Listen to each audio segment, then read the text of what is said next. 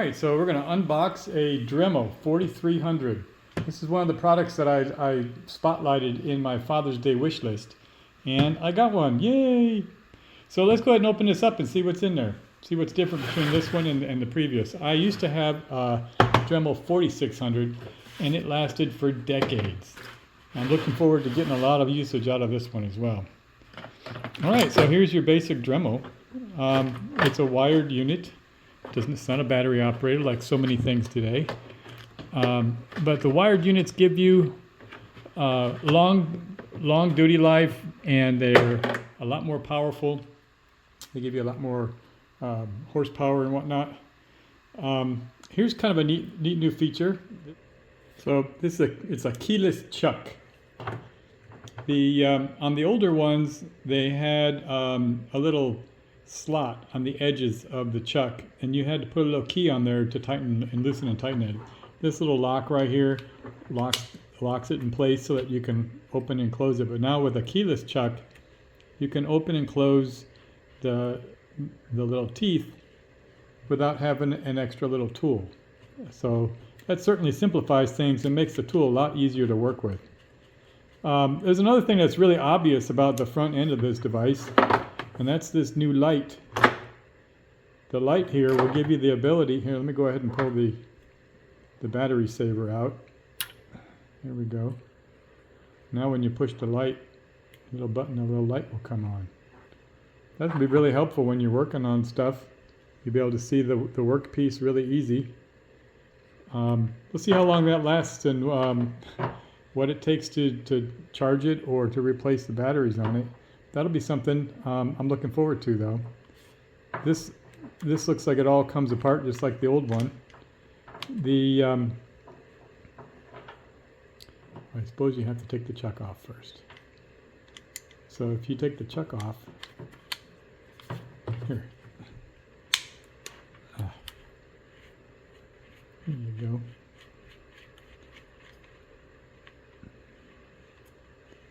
If you take the chuck off, and you can take this unit off here. The 4600 that I had also had like a wand that you could connect onto here, and the wand had a keyed chuck, so you need to use a keyed chuck in that case. But this is a really easy attachment to change, to go back and forth on. It just screws on and screws off. It's not a big deal. And in this case, you can put the light wherever you want it. So you can adjust the light so whatever your view is for the light, and then you just tighten this down. We'll put a chuck back in place. We can move forward on this. All right. So moving forward on this, the Dremel has this little wire deal right here, and again, this is so that if you have that wand, you can hang your Dremel up by your like a shelf in your workshop. You just turn it on, and then you have the little wand off to the side, and it makes it so that the power unit is not just laying there on the workspace or whatever. It just makes it a lot more convenient. So also, I mean, I suppose you could just use it to hang up in your workshop, however you want to store it. I prefer to use the box. So that's the unit in a nutshell. The same kind of configuration.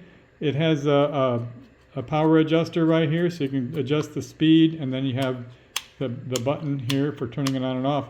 You know, on my old one, the button was really hard to operate. This is a lot nicer button to turn on and turn off. So this is also an improvement. Looking forward to making some stuff with this thing. Let's see what kind of equipment come with this. So you get your basic box here, and you can see it's got some abrasives in here, some cut-off wheels. These little drums are really great for shaping soft woods, and you can also use it to sharpen like chisels and whatnot. So it'll handle some metal, but it does really well with shaping soft woods. And there's a whole bunch of these, so you can wear them out. Here's a fine one, and some rough ones, different roughness. This is a little brush wheel. These are really great for removing rust from detailed areas. If you're dealing with car parts or something and you want to clean off an area that's become rusty, these are really great for that. You don't want to run this at a real high speed though, because those little metal pieces will go flying. These are really helpful.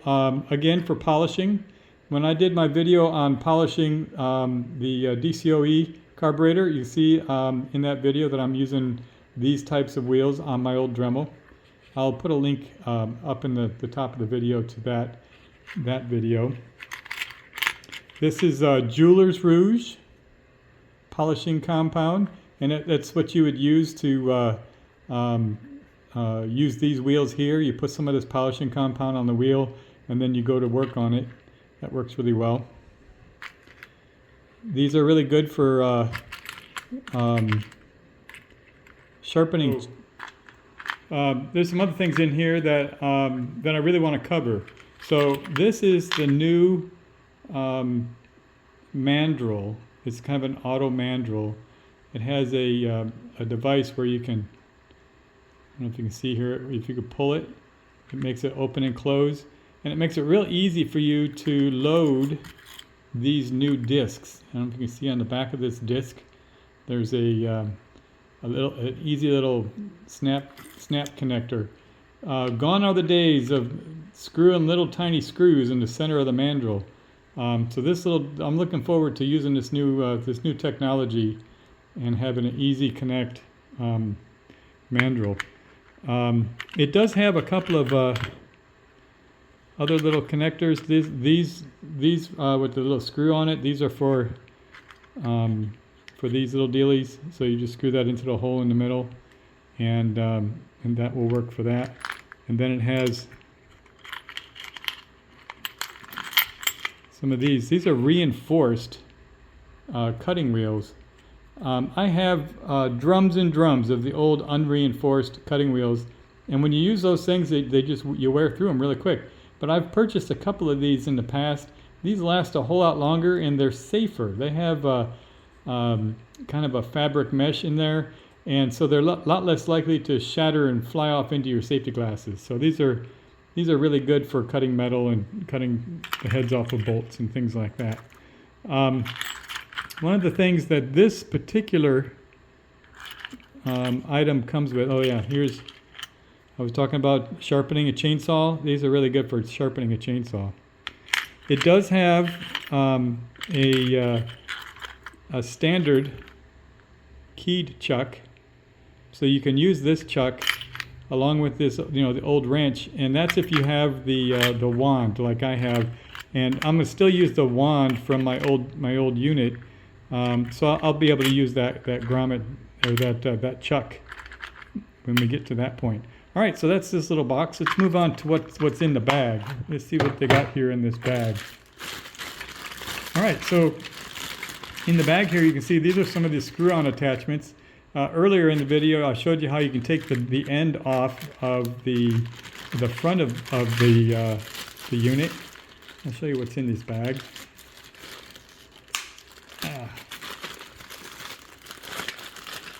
Here we go.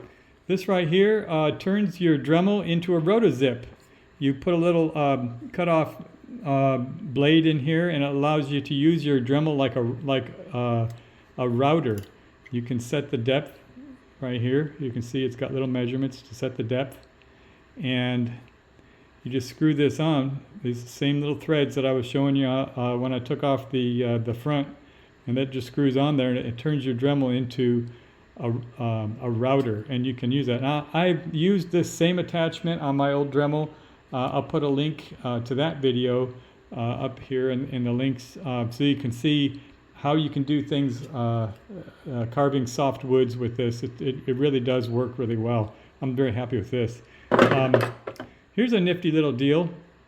Okay, earlier I was talking about how those reinforced cutoff wheels are much better because the old cutoff wheels, when you would use them, they would shatter and throw bits of material up into your safety glasses. But this has a a safety shield that you can put on the end of your Dremel when you're using you know, those cutoff wheels, so that those cutoffs, if they do shatter, they won't come up into your face. This is a really great attachment. Thanks, Dremel, for coming up with this. This device right here, geez Louise, I don't even know what this device is. I'm gonna have to look this one up. We're gonna come back to this one. And this right here, I was talking about sharpening saw blades. This is a you put one of your one of these, like this one right here. You put this one on the end of the Dremel. You screw this on there, and basically what that does is it gives you the ability to take a knife blade, and you put it in there, and it keeps that knife blade at the same angle, so you can just like this, and then it'll sharpen that blade. So that's a really helpful attachment for that. Let me look up and see what this one is. I'll cut back on the video and then we'll go over it real quick. Okay, I looked it up. This is the Dremel shaping platform. What it does is it allows you to put a disc or a grinding bit on there, and it gives you a flat surface so that you can run the Dremel along a flat surface like this, or if you want to put it at a 45-degree angle, you can do the same thing with a surface where you want to introduce the Dremel so that it cuts at a 45-degree angle. This is really great for giving you something to rest it on. A lot of times when you're working with one of these drums, you only want to move it on one axis, and so this gives you the ability to just move it on the one axis instead of getting any kind of tilt on anything. So if you want to have some square stock, you can work with that, and this really helps out with that. So it's a nifty little attachment. I'm sure I'll put that to some good use. So that's my my Dremel 4300. I'm looking forward to getting some use on this thing. I use a Dremel a lot. It's one of my go-to tools in the workshop. If you had any questions at all about a Dremel, or if you'd like some examples of some of the stuff that I've done using a Dremel, just put that in the comments. I'd be glad to share anything that I've got out there. That's all I have for today. Have a good one. Cheers.